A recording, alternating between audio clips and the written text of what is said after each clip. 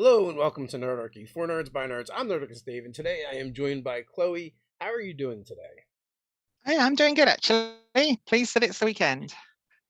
Yeah, I guess the days are over for you because you're over in the UK. It's towards Yeah, the end of the day, so it's your weekend has officially started. it's 5 o'clock. It started as soon as you went live, basically. Nice. If you'd be so kind to kind of introduce yourself and tell people a little bit about you. Yeah, hi, I'm Chloe, and on online I'm kind of known as Chloe the Cartographer. That's the handle I've gone for. Um, and yeah, I'm a dungeon master, a player. During the day, I work on software, and in the evening when I'm not playing D&D, I love drawing maps, which is I think a bit of what we're going to talk about. Yeah, for sure. I mean, that's basically how I found you. Like, you came up in my Twitter feed with these awesome maps, and we did a whole book full of 55 maps, and it's a very similar style, where they're kind of like they're maps, but they're also illustrations, and I really like that style. Uh, and I think it adds a lot to the game and to like the viewing experience.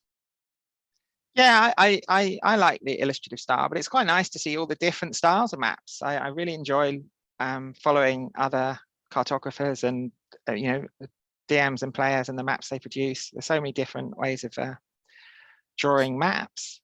So, how did you get into drawing maps and taking commissions online?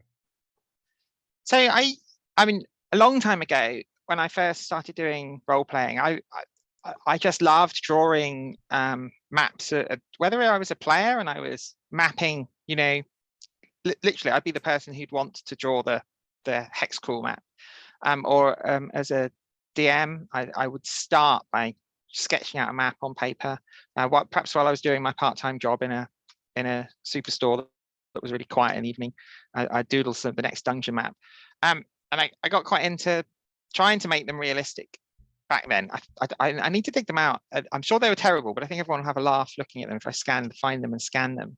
I had a terrible habit of using real place names and reversing them because I couldn't think of place names. So you'd have, Nodnol instead of London or whatever. But yeah, that was a long time ago. I've taken a pause from role playing from back when I was younger for quite a few years. Didn't find a good group, got into other things. And then a couple of years ago, got back into Dungeons and Dragons with the same group with my old friends from school online, which was amazing, just absolute godsend during the pandemic and lockdown and everything, having a great social hobby I can do from home. And immediately I'm back into drawing the maps for myself, for a game I started running, and for others. It's like riding And a bicycle, right? It just comes right back to you. I don't know, I think D&D and other role-playing games, they can't get away from, or for me, they can't get away from thinking about locations and positions. And I want to do that in a map. I enjoy running a theatre of the mind as much as anyone else, but I can't imagine having a game for me without a map in it. At some point, even if it was just a map to represent the country or the city.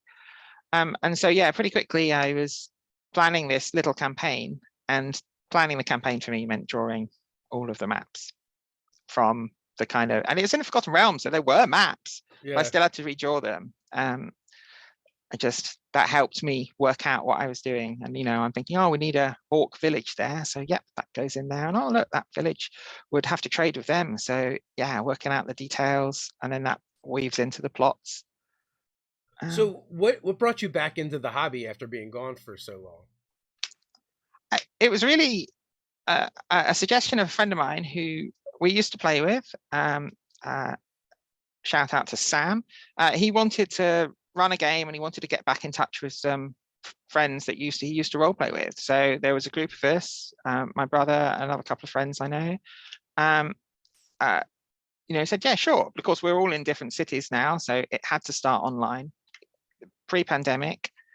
Um, and then yeah, it was great. Immediately, it was oh yeah, I remember this. A bit nervous first couple of sessions. I jumped from second edition to fifth. I didn't play anything in between. So yeah, but it was a straight way back in it. Um, Princess of the Apocalypse, which we finished. And yeah, immediately hooked again, back wanting to run my own games and get involved in other ones. And particularly with the lockdown, other hobbies and interests I had were shut down. I used to go salsa dancing, that kind of thing. You can't do that now. It's very hard to social distance and do that. Yeah, it doesn't work so well. Yeah. And yeah, not so much fun with everyone with masks and worrying. So yeah, so with other hobbies, and I used to go to an art class, but that wasn't happening so much. So it was a good hobby I could do completely from home. So how much time was there from you just kind of like taking like, oh, here's some maps that I've been making for my games, to people going, hey, can you make maps for me? Here's money. Not long. And I refused money to start with because I wasn't confident enough. I assembled these maps for my game. So I researched and drew the map that didn't exist of this particular part of the Forgotten Realms, north of the Ride, near Moonsea, because I wanted to make sure I linked in, again, detail oriented, quite linked in with all of the actual towns, cities, monuments, caves that had been mentioned. So pull together a map for that, which I really enjoyed doing, although it took a long time, and then a more detailed map around the White Peaks, this town Whitehorn that I feel like I've invaded and taken over because I've mapped it and described it, and people started liking those maps immediately. And then I got asked, oh, could you draw me a similar map? And I'm like, well, I haven't finished mine yet. But yeah, a little bit of persuasion. I did a couple for some friends, and I could see how there was a thirst for people that perhaps didn't feel as creative to help them get their ideas down for their game, for their campaign. And then I helped out with the Disaster Hamsters 2 Kickstarter that's going on at the moment with their map, which I really enjoyed doing because it was an unusual arrangement. And I thought, yeah, actually, I quite like doing maps for other people. I quite like the challenge of being forced to do things that I perhaps wouldn't have considered, like a map for hamsters.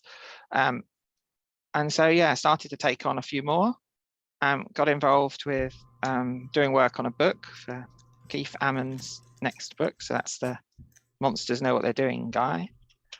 And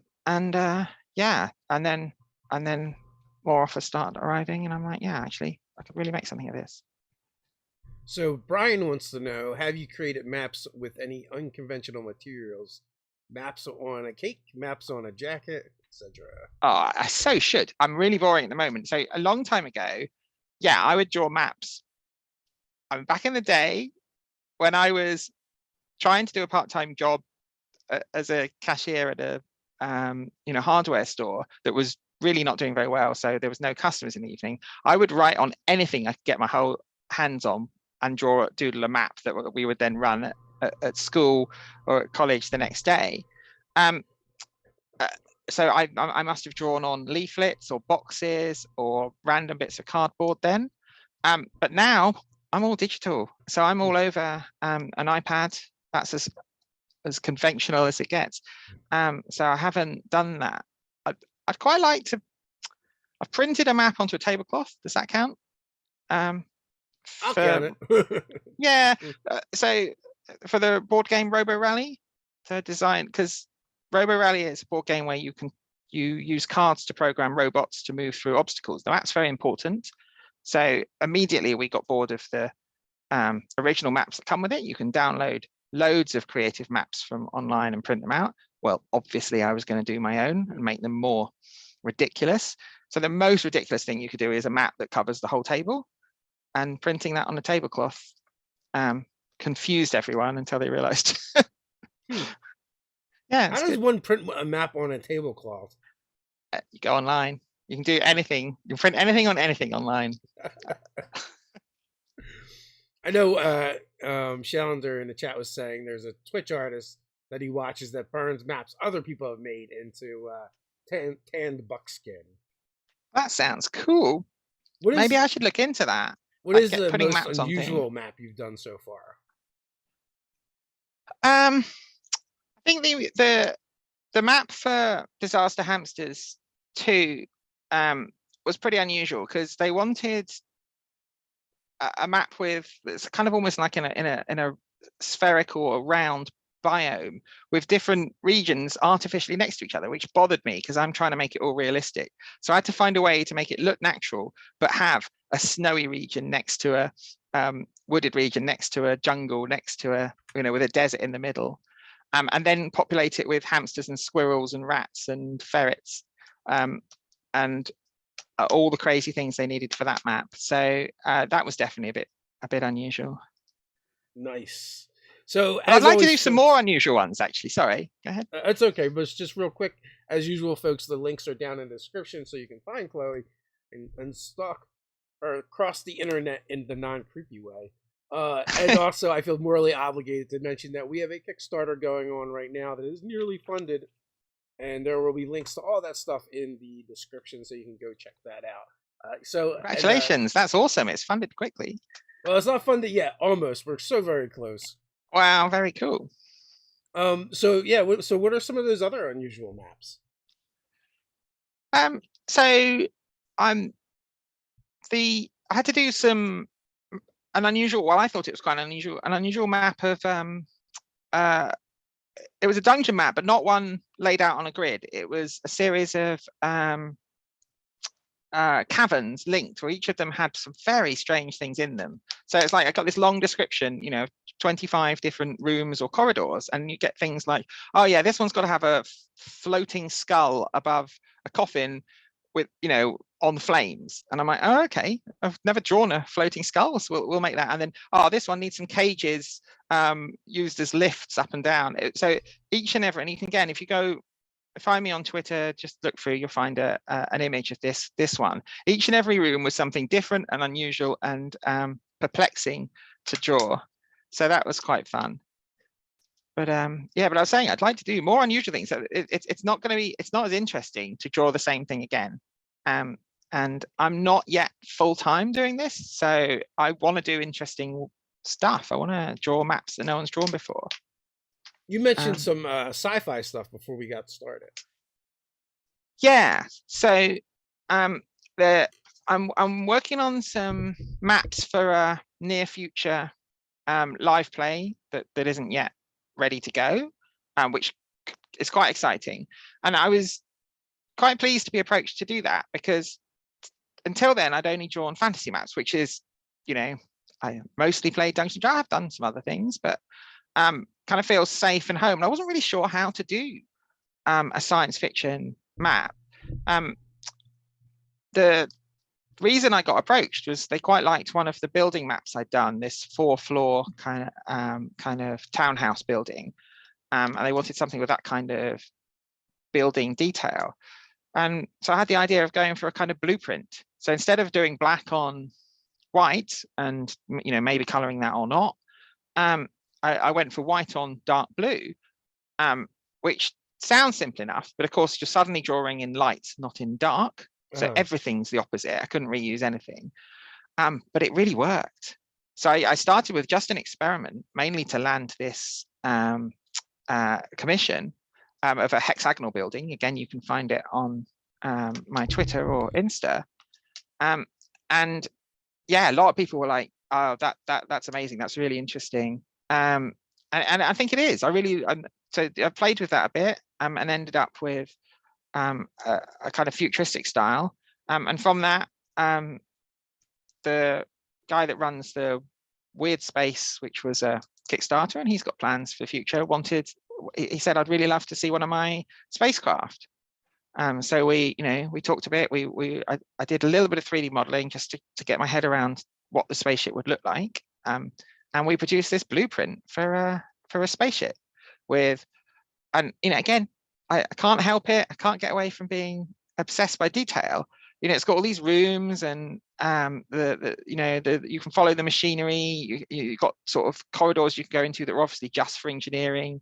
It's got cargo bay and a kind of big mechanical arm for moving cargo around.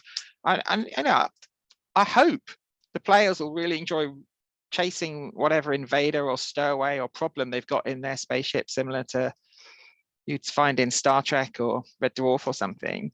And they'll enjoy using all of these features. The cargo crane, I'm sure, could be used to something aggressive or to solve some problem. I think it'll be fun. The players will definitely use that in some way or another. Well, they'll use it in some way no one will have predicted. Yeah. Kaywood Publishing wants to know, do you always want your maps to make sense geographically, or do fantasy maps have endless possibilities for you? Yeah, I'm not sure I would enjoy doing it if I couldn't in my brain work out a way that it made sense. And maybe that's a flaw. Maybe some other cartographers could be more creative, and perhaps, I don't know, if you're drawing a map of part of a plane that doesn't obey the rules, but I like to know how things fit together. I don't want, we were talking about, you Dave, were describing a cartographer who was interested in plate tectonics to make sure everything made sense. I'm definitely in that camp, but maybe it'd be good for me to take on the challenge of drawing a bit of the Feywild that deliberately doesn't make sense, that has two rivers flowing towards each other, and where does it go? Things that something impossible, river flowing uphill, things that that would bother me. Oh, I like the two rivers flowing together. Honestly, it makes me think of, instead of forming a lake, that one goes underground and then one goes straight into the air. Yeah, maybe. In the game I'm playing in, the DM tricked us into ending up into one of the elemental planes related to water, and he had this incredible map he'd found with rivers flowing in space and falling into each other. I'm not sure I could have drawn that. That's probably a weakness, but it was a great map. And we were like, how do we navigate in this ship? How do we navigate? We don't understand the rules. The rules make no sense. Parks wants to know, have you ever thought about making a game world globes as well as flat maps? Yeah, definitely. I'd love to. It's on my list of things I'd like to do. So as I said, I'm quite interested in trying to do maps that haven't been done before. There's so many incredible maps out there. It's only really interesting if we're doing something a little bit new. And I don't think we see enough game worlds on globes. And I know a bit about 3D modeling, and I know a bit about how to map flat images onto curved or different surfaces, so and different projections. So I think that would be a really interesting challenge. I think we kind of ignore curvature, and yeah, that would be cool. I think so. That makes me wonder, as you said, you could probably get anything printed on anything, so there's probably a company out there that will print your maps onto a globe. Definitely. And yeah, so there's a challenge there, getting the projection right, making it all line up. But I think that would be, if you had a game, it's perhaps less relevant in a fantasy game where you aren't even necessarily aware of the curve. Might not have curvature, you might be on the Discworld. But if you are in a science fiction game visiting different planets from space, that's going to matter a lot. You're going to start from orbit, and you're going to want some representation that manages that. I mean, for someone that's got a dedicated room, it'd be so cool to, every time you find a new planet, to hang the globe off the ceiling. Oh yeah, so cool. I need to print out more of my maps. Actually, I could do. This room's a bit dull, but yeah, that would be cool. In fact, I don't have a globe. I'd like to get one. Maybe that's. How long have you been accepting commissions now? Not long. A few months. So I think since September is when I really started working on the book commission, and I'm booked up now. I have more than I can take. I mean, there's so many artists that kind of struggle to find work and get it going, and you kind of just fell into it, and so much luck though. So much luck involved. I've been lucky. I'm not. You got to do good work too. Yeah, no, you need the combination. but I mean, it was lucky timing. You know, I Mhm. saw this opportunity with Keith and his book, and I sent a DM to him, and he needed cartographers and a little bit of chat and demonstrating that I could do what he needed. Meant I got in there, and those maps then inspired, or the sections I've posted of them, then it inspired other people to approach. And there's a lot of interest on these blueprint style. I think that's something that perhaps can be my thing.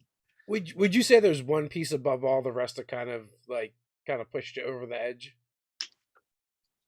What that made me want to start taking commissions and try and do this more? Made people really start reaching out to you for commissions? Yeah, it was. Actually, no, there's a couple. The bit, one of the building maps for Keith, that is extremely detailed, has directly led on to me developing a lot of these blueprint style maps, many of which I haven't published yet because they're for a future live play, and it's not someone's paying me, that's their map, not mine. So we'll hold off a little bit on pushing those out. Between those two, I feel like I'm beginning to develop a style, and that's what I want. Something that can be Chloe's style. Oh, that's one of Chloe's maps. So I'd say they're the most important ones. Is that the Wizard's Tower that you did? Because I think I like that one. That's really fantastic. Yeah, I liked that one. So that was one of the earlier ones I did. I know I only recently posted it. It's for a great adventure that's being written, and it was so much fun to work on. And that was another one where there's random weird stuff I'm being asked for, like, oh, you need to make sure you've got a picture of a crow in the loft, and the loft needs to have lead boarding. How do you draw lead boarding? Okay, all right. Things like that. Oh, and we developed this idea that this crazy wizard was into birds. So he's got like little bird details. There's one of the windows is stained glass owl, that kind of thing, and a kind of really kooky building design. It was fun to work on. That's awesome. So there was a question I wanted to. Okay, so Brian wants to know: do you have a favorite fictional map? Are you a fan of maps? Have you always been a fan? I do. I like looking at maps. I've always enjoyed reading maps. Definitely my favorite. I should check who the author is. I'll tweet about it as compensation. But the creator of the map for Terry Pratchett's Discworld, both Annette Morport and the overall world map, is one of my favorites. And the great thing about that one is I think Terry Pratchett himself didn't believe it was possible to map his books. So in a way that I couldn't imagine working, he was writing these books without an actual map. These things fitted together in his brain without him really thinking in 3D. I couldn't do that. I would have to have drawn a map to write those books. But somehow this cartographer went through all of the books, wrote down all the references, and pieced together the undrawn map that consistently worked. And then, of course, Terry Pratchett's like, oh, wow, look, there's a space there. I'll put a continent there. I didn't know there was space for another continent. Great, new book. And I think that's really good cartography. This person's working with the author, the client, to help them visualize something that they've created. I think that's and it's a great map. You can hunt it out, you can order it, and it folds out like a map in a really pleasing way. And the same of the city. Figuring out what this city that's been described so many times in so many books. Brilliant map. Yeah, I would say, like, for me, one of the highlights of doing the things that we've done is creating stuff and then seeing other people to like bring it to life. Like when I did the art direction on the book, my favorite thing was to take an illustration that the artist or the cartographer gave me and just send it over to the lead designer and not say anything, just be like, here. And they pretty much always knew exactly what that was from, and loved it. And that is such a cool thing to see when someone can create this representation of the work that you've done. Yeah, I can imagine that must be also quite difficult art direction, because you're kind of, it's hard to communicate what you want visually from things sometimes. I think it takes a lot of back and forwards.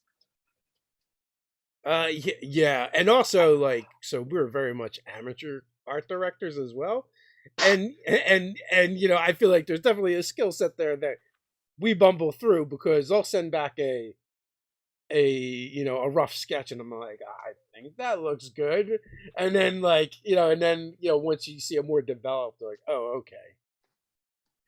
Yeah, I think, definitely. Well, I mean, I think it's on both sides though, right? So yeah, to start with, doing commissions, I just did what I was told, yeah, exactly what I was told. And now you get an instinct for, they haven't thought this through. So when you know, when you produce a map that's got giant hexes, and you know, clearly the measurements for the size of the thing you're drawing in the hexes hasn't worked out. I've learned, yeah, to go back with earlier sketches that perhaps I'm, you know, not proud of because they're a bit ugly, but it's a good way of clarifying what direction we're heading in.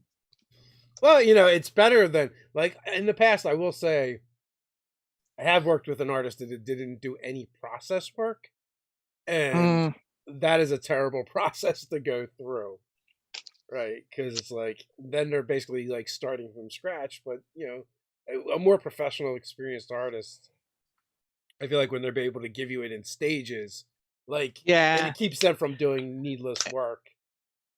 it's hard though, because particularly if you're perhaps a little bit less experienced like me, it's having the confidence that your early sketches are going to be interpreted right and aren't Yeah, going to be seen as substandard. But also sometimes, you know, you're going somewhere with something and it's not really going to show right until it's got shadows. So, and you don't want, you know, a good example is the Disaster Hamsters one.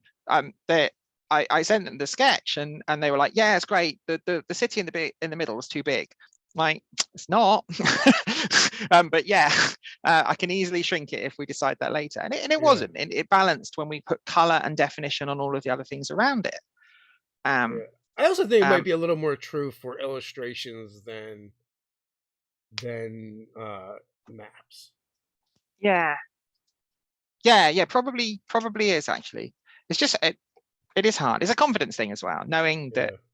you can produce something good and you don't have to get as close to final before you show the client where you're at, that they'll get the random sketches and you know, the indecipherable mess that it is on its way to becoming something good.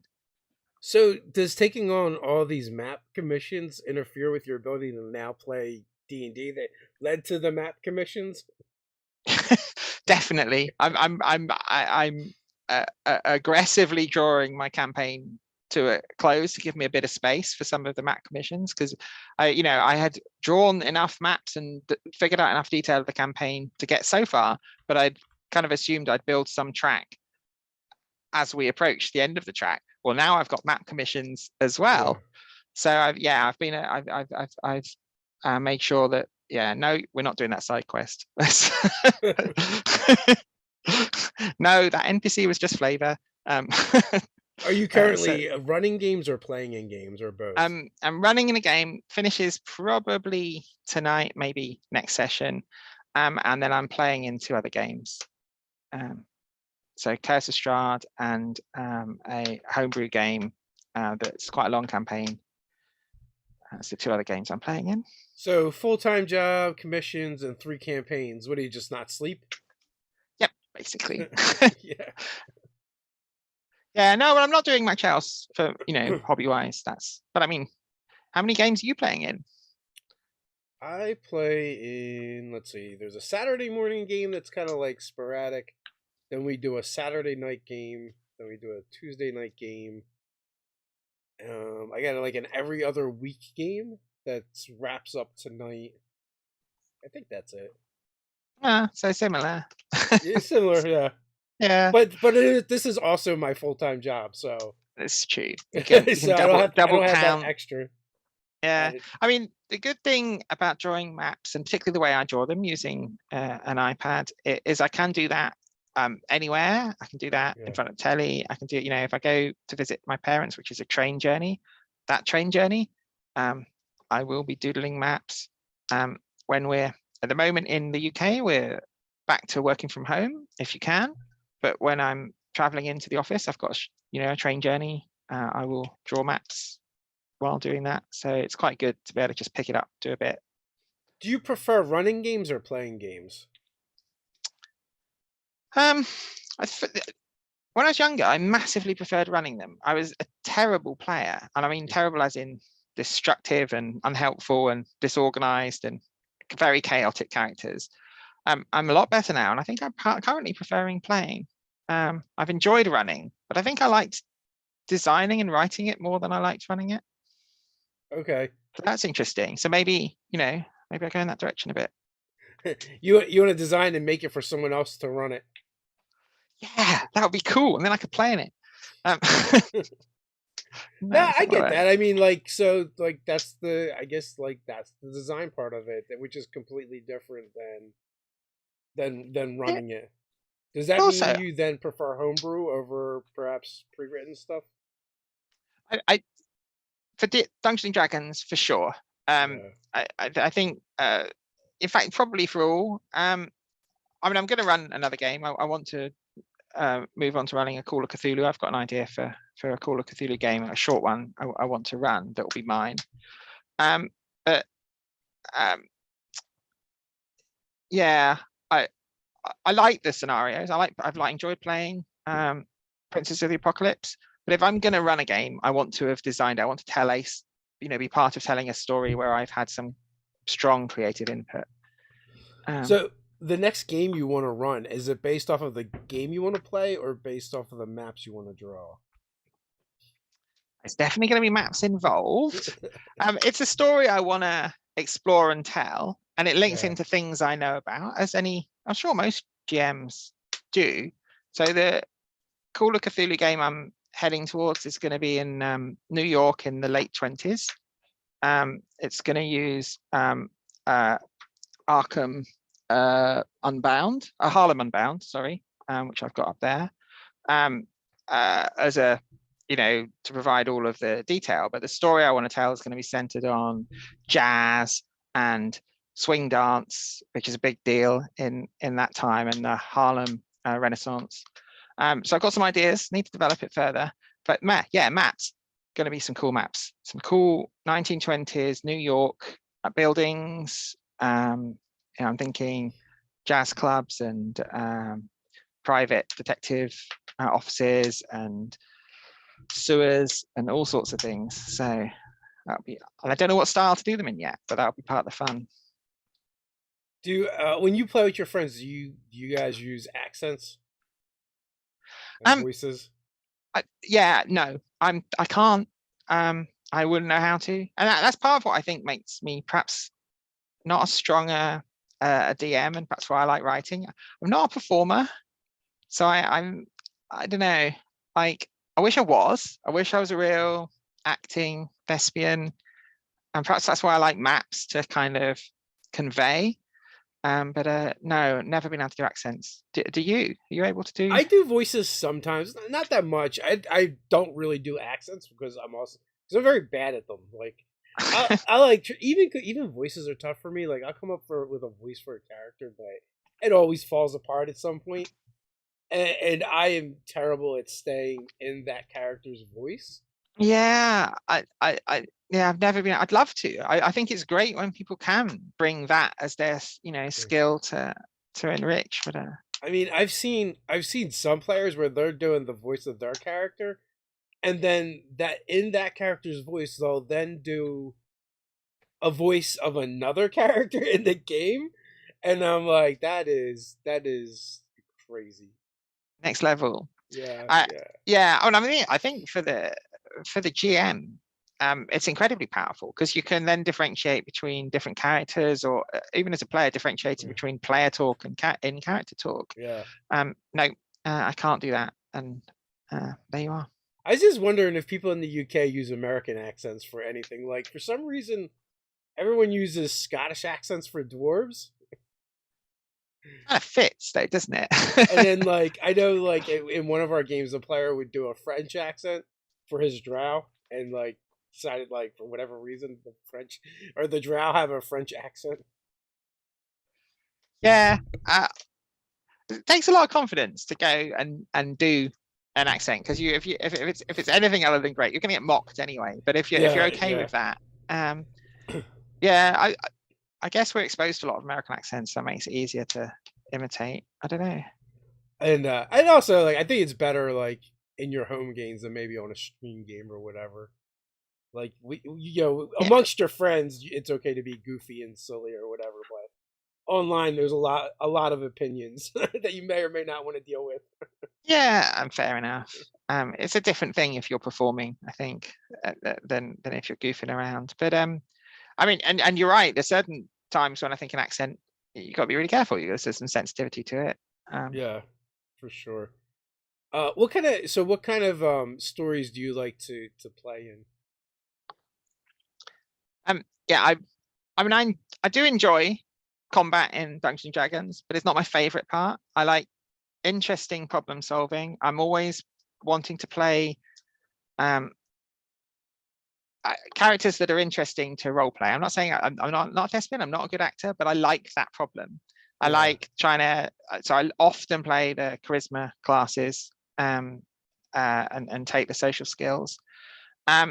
And so, yeah, I like those problems. I mostly like spellcasters. I know I'm playing a paladin in one game, but because I like using spells to solve problems. And so, I'm in a game at the moment with a bard artificer. She's a sculptor. So she doesn't want to be going around killing things. She would like to actually be creating art. So, I can put a bit of my feelings into that. But of course, being a sculptor, she's got all these spells for creating things, and a creation bard, she can create stuff. So there's a lot of fun problem solving. The best thing for me is, how do we get across this river? Yeah. Not so much, what attack shall I use to take down these orcs? But combat's still fun. It's central to the game. So those are the games I like, problem solving.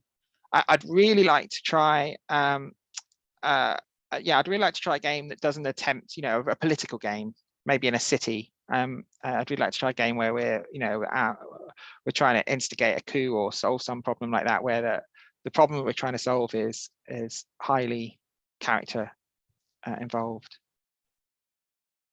That's an interesting combination, the bard artificer, but it definitely works with the creation. Yeah, no, I mean, because I wanted the concept was this sculptor, and I was like, well, how would how, you're not a sculptor, no one needs sculptures,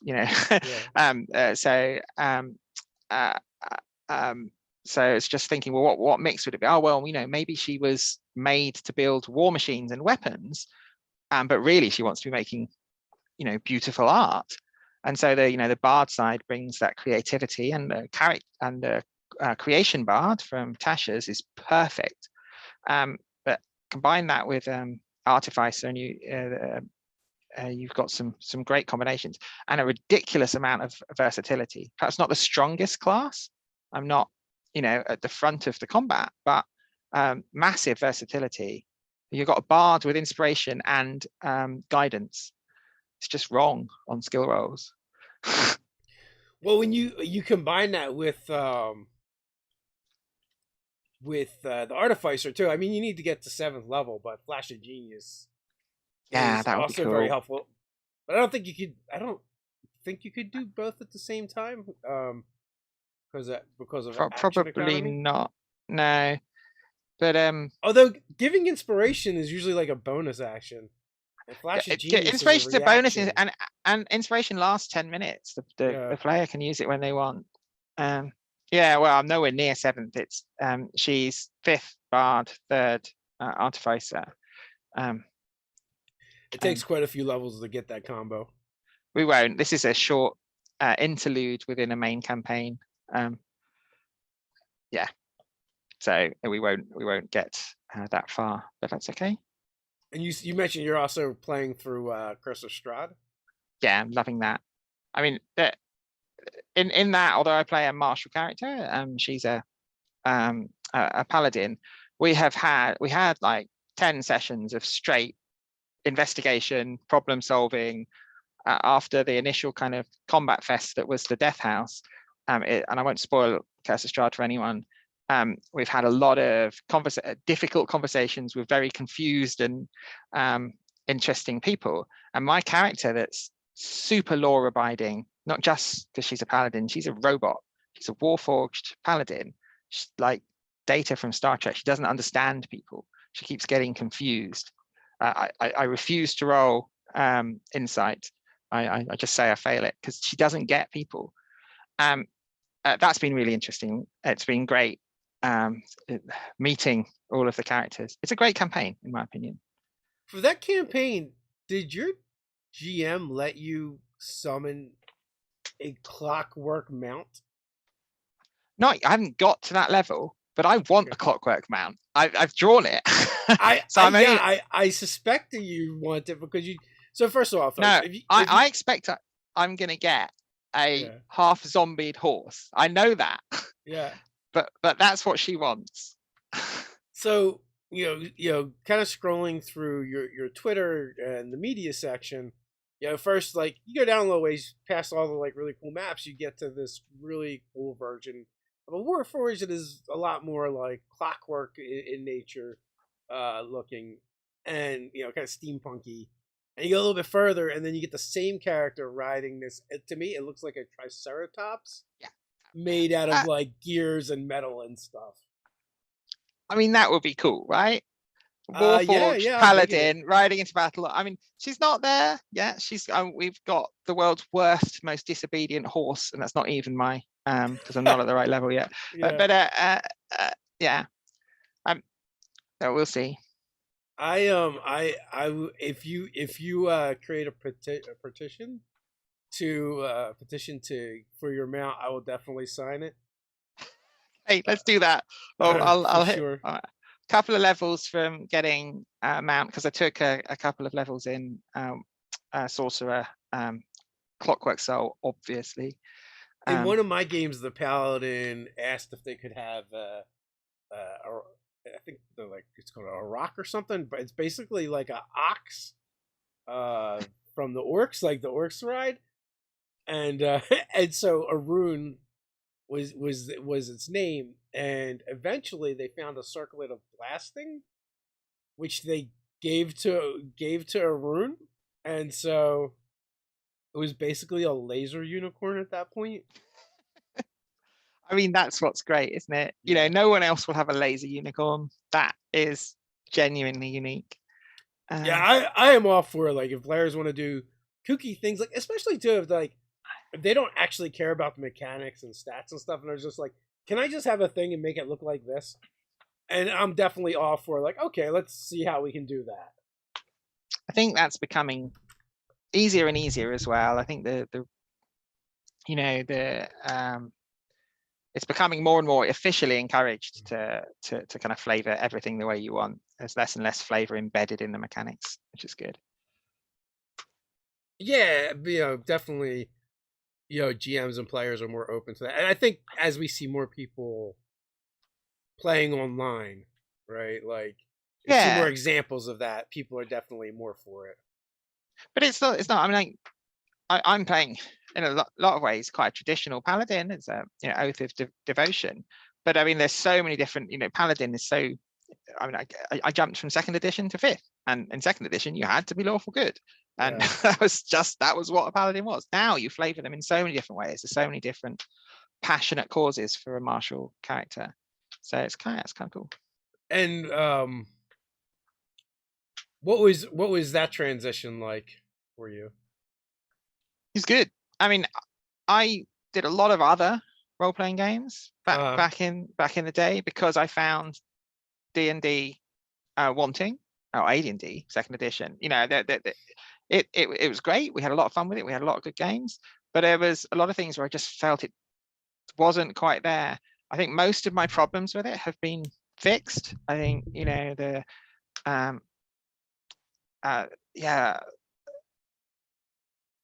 a lot of the discrepancies, the things they brought in around attunement and action economy and concentration, these are all mechanics that level things and make it fairer. The weird power imbalance with wizards back in second edition. Yeah, like it was like if you're lucky if you could survive in the beginning, but Yeah, then you got to a certain point and you're like godlike. Yeah, it just really didn't work. You know, Yeah. you had you know, 1 spell slot or 2 spell slots a day, and that's it. That was you're done, and you had nothing else, no cantrips, nothing but to try and hit people with your That's first D4 level, but once damage. you hit like that 7th or 10th level, then Yeah, the no, then wizard's like, exactly. "Oh, we're gonna fight. Give me 10 minutes," and then they go out glowing with like a million I spells. know, but it all felt so much, and I was really pleased because I hadn't really had a chance to read many of the rules, and I just had this idea of a character. It was a bard, that happens, who I wanted to come from a kind of from Chult, so from a kind of tribal dancer, tribal singer from Chult as a kind of bard, and you could make it happen. You know, you could choose Outlander background, and that represented survival, and you know, you could go for the bow. You could be an archer bard. It could happen. You could make the character you wanted. I don't remember, without having to bend or change the rules, being able to make the characters as much that I wanted so easily in second edition. Yeah, But it might have been, yeah, it might have been just me being no, younger. I agree. Like my first character in 5e, I was so excited to play a dwarven wizard with a soldier background who like could wear armor and had weapons and could cast spells. You know, all at first level. Like I didn't have to change it. Like there was no fudging the Yeah, rules, nothing. It's just like out of the box, boom, this is what I wanted. yeah, no, it does. Yeah, there's a lot of possibilities, and you know, more recent characters, I'm utterly addicted to multiclassing, no matter what it does to my total power. Because like the Artificer Bard, it allows me to express the different things by providing legitimate combinations. Yeah, it's good. I like it. I think they've done very well. So I can see why it's so popular. I'm a simple man. I want to be able to shoot a magic missile at it and then smack it with an axe. So you know. And yes, you can. Yeah. So coming from AD&D, I've just got an oddball question that popped into my mind.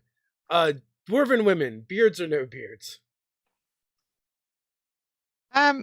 I think beards. Do you know what? I think we need to make the I think there's a lot of comedy situations that can come from that. And I also think we make the races more different. Yeah.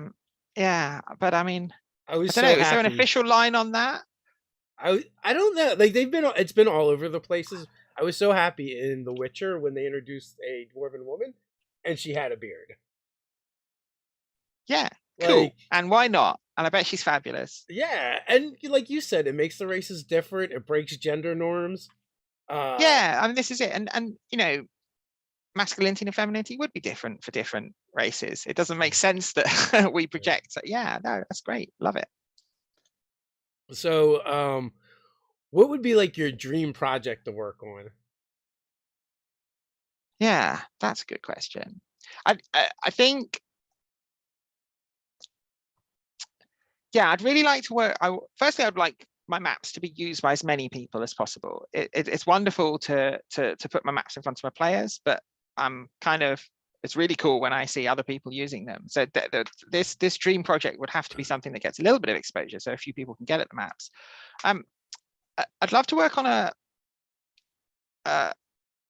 like making a very small city, maybe a futuristic one, maybe a space station, something where I could develop the building maps and have them tied in to the regional maps, you know, kind of linking it all together, not just doing single maps here and there. So I think that would be a dream project, something where I do a whole load of stuff and I can link it together. I can get into the kind of detail we've talked about. I can have it so that I don't know, I create certain architectural style for certain regions and reflect that in the maps. But to do that, it's expensive. You know, it takes a lot of time, and you know, either I've got to make a lot of time for it and do it for fun, or I've got to find a client that wants that level of detail. Do you have a favorite sci-fi property? I'm dying to run and play and draw a map for The Expanse. I am addicted to the books and the TV series. I'm really enjoying the series. Latest episode today, still haven't seen it. I think I think that's really interesting. Remember and enjoyed your review of it, which is what convinced me to jump in and buy it. So I am a big fan of The Expanse, but have yet to play it. So I have the rulebook. I have yet to run a game. I've got an idea for one, but I think it'll fall behind my Call of Cthulhu game. I had watched like the first season or two. I think the first 2 seasons, maybe even 3, and then we started the RPG, and I had watched it alone, and my wife didn't seem particularly interested in it. And then we were starting to play. We were getting ready to start the game. We did our session 0, and then like she went through and watched all 3 seasons with me again, which was cool. So like playing the RPG got her into the wow into the show, and then also that was her first like non D&D RPG as well, and it's a good game. The age system is a lot of fun. Yeah, it's got some interest. I'm not that familiar with it because I've read it, and I need to get familiar with it if I'm going to run it at some point. But I think it's the right level of complexity. I don't think the system will get in the way of the game, which is good. And I love the lore, the background. That I love the almost complete adherence to real physics in the game. My background at university was physics, so I can't help but enjoy science fiction that's kind of that, if hard science fiction is the right description, but certainly more realistic, less pew pew lasers. Yeah, my son is going to college right now for physics. Oh, cool. Oh, great. Wow, that's a good subject. I still think of myself as a little bit of a physicist. I haven't done any for years, probably wouldn't remember anything, but so there was an engineering program in the high school that he was in, and then the school that was affiliated with that program, he tried getting in through their engineering program, but I don't know if it was his grades or his test score for the SATs wasn't high enough, so like he backdoored through the physics, and then the idea was to go back into the engineering program. But then what he learned by taking the physics classes was like they do the same jobs that an engineer does. Oh yeah, because there aren't many like actual physicist jobs, and the things you learn as in any science, are useful all over the place. In this sort of scientific analytical method, problem solving, making sure your maps make sense. Yeah, exactly. The important things. But yeah, I definitely love to draw one of the. They've done that. I haven't got them yet, but they've got a set of maps for the Expanse spacecraft, which I'll have to get. But I'd love to draw one myself. I think they're interesting. Very vertical ships because of the way they orient for the gravity that's reduced by the thrust. Yeah, I haven't started this season yet. I didn't actually realize it until a friend of mine mentioned. So, but they're also not dropping them all at once. No, I know, and yeah, I'm still watching them one at a time and then getting annoyed that I have to wait. It's not out yet. Yeah. But I when I run it, I'm not sure yet. I might run it in the Expanse universe before the protomolecule appears, because I'm most attracted to that scenario. I still think I'm loving learning about everything, and I won't spoil anything for anyone. I'm loving learning about how that's changed that universe. But I think it was interesting before with all of those restrictions, the sort of more realistic space flight. I think there's massive, interesting political conflict, between the Martians and the Belters and the Earthers there already. And it reminds me of old system GURPS Terrandine, and that, which I never got to play, but I just love the fact that the Belters are like space hillbillies somehow. Like they're like they're one of the two factions that are the most like I guess like involved in technology every day, just like keeping them alive. Yet they're still somehow hillbillies. Fascinating, yeah, wonderful, different, and I like the the very sort of military controlled, almost robotic Martians. Brilliant. And then no aliens, just people. You don't need to introduce aliens to have complicated conflict between the groups. Yeah. The restrictions compared to some other science fiction are for me what make it let you focus on interesting things going on. But I like other things as well. Nice. Well, hopefully you'll get to either run or play in an Expanse game soon. I'm certain I will at some point. One at a time. I feel like the base system itself is really good, and the stunts. I really like the stunt system from Age. Yeah. But it's also it's what I love about the system the most and dislike the most at the same time. Just because there are so many charts for the stunts, and then there's generic charts. So you might have, for something you're doing, you might have 2 or 3 charts that can relate to that thing with a bunch of choices on it. And if you don't know the stuff you want to do ahead of time, it's like information overload, in the middle of your turn. Yeah, I haven't seen it in action, so I can't even. It's interesting to hear from you how it's been. I like the idea of it. Stunts, yeah. But, also, we'll our see. GM was very forgiving on the rules as well. So you could pitch them something. You're like, I got this amount of stun points, and this is kind of what I want to do, and they would be like, okay, or negotiate it or whatever. Yeah. No, I think I will be, because I'm sure I'm going to end up running it, because But the challenge will be I'm going to want to keep the physics hard. Yeah. So those stunts had better be possible, right? Yeah. Well, what's weird with games like that is I think really. Pardon me for a second. Sorry about that, folks. That's okay. Going through a cold right now. But one of the the interesting things was early on the GM's I didn't think most of this adventure was going to be solved using the internet or the version of it, right? Because information is so much more readily available in a modern or even a futuristic game. Yeah, I'm sure it is.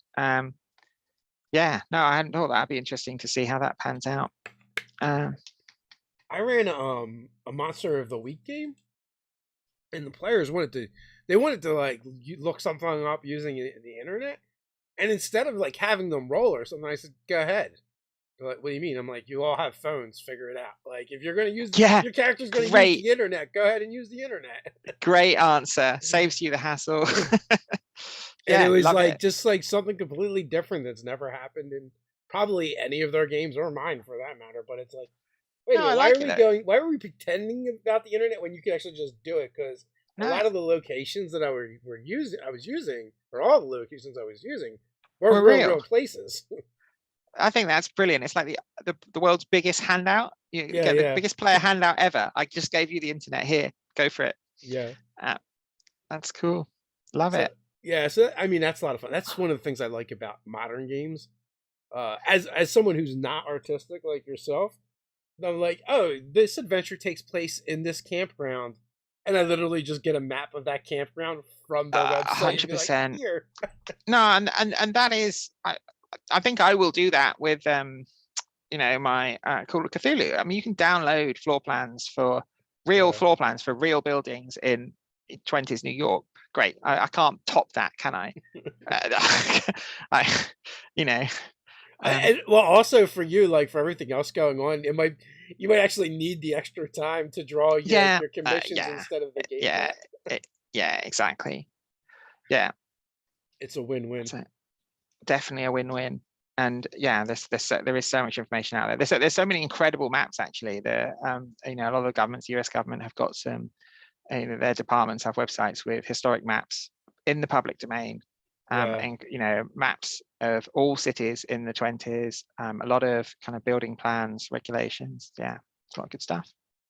The that same game, I had them going to an apartment building for something, and one of the players just Googled the location.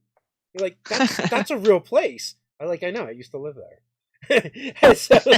Well, I mean, this is it, isn't it? All of this stuff comes from things that we have some contact with. So yeah, no, absolutely. But I don't think it was really haunted when I lived there. So there's that.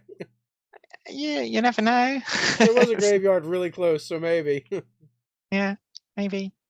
So we are coming up on the hour mark. Final thoughts before we head on out? Everyone should love maps. That's my thought. I think they're awesome. I think I think that's a good thought, and very apropos for this conversation. And as always, folks, there are links down in the description. Go check them out. Follow Chloe across the interwebs, and just a quick reminder: we do have that Kickstarter going on that is almost funded. Go check it out, and until next time, stay nerdy.